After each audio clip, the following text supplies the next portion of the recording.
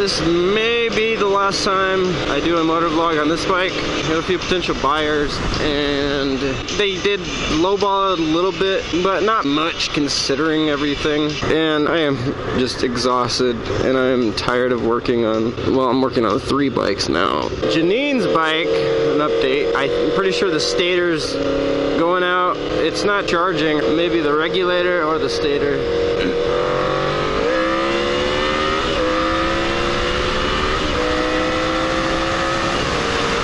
Guys, it's taking forever.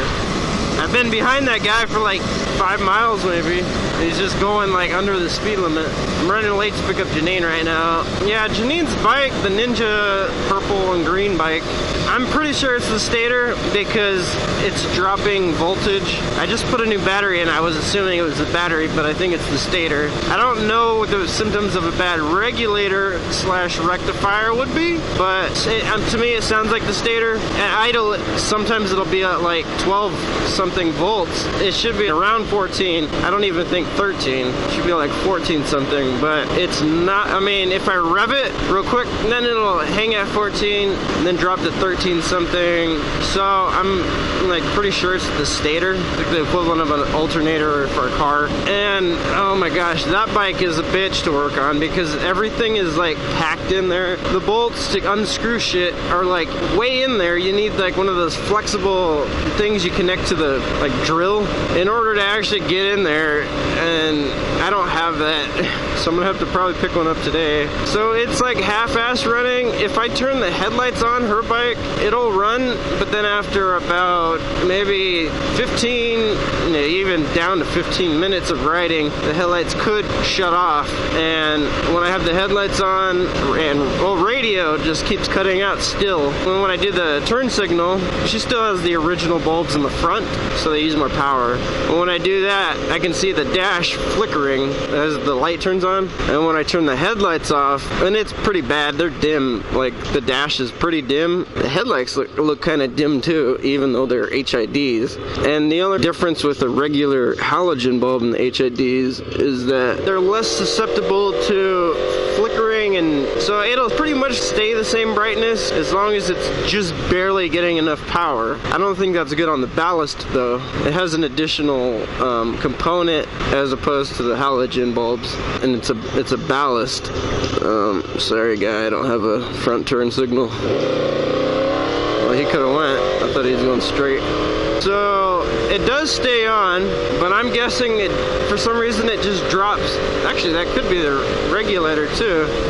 If it's backtracking the voltage, maybe both are bad, because I haven't tested the regulator, rectifiers, and stator directly, just because I can't get to the wires, but I connected it to the battery, and I see it going like 14, and then it'll drop to 12, and then I'll see it drop to 7 for some reason.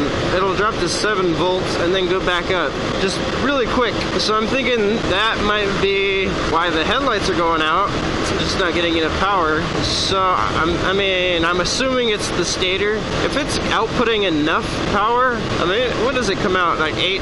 It's AC, which is why you need the rectifier. I think the rectifier turns it into DC, direct current. So with AC, the power's coming out of the stator. Well, it's generating from the stator, from the magnets and all that. It can go that way to where it's supposed to go, but it can also go back to the stator. So that's AC. I forgot what it stands for. And then once it hits the rectifier regulator, it's like one piece, but it does 2 things.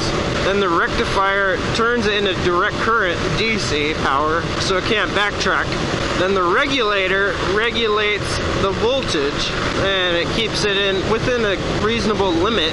Like, I think it's under, well, I don't think you'll typically see 15 volts or higher, but it'll keep it in the range where it's supposed to be, usually like 14 volts, 13, high 13s. But I think typically 14 is what you want. So I'm really not too sure what it is. I mean, I'm guessing it's the stator, because I don't know how you drop volts. We just put a new battery in too, and it's doing the same shit. So the other battery, I'm assuming, is okay. It's just the stator, I'm assuming. And I did do it at like 5,000 RPM. I held it there. It stays at like 14, 13 something sometimes. That's another reason why I'm thinking the stator, but I don't know.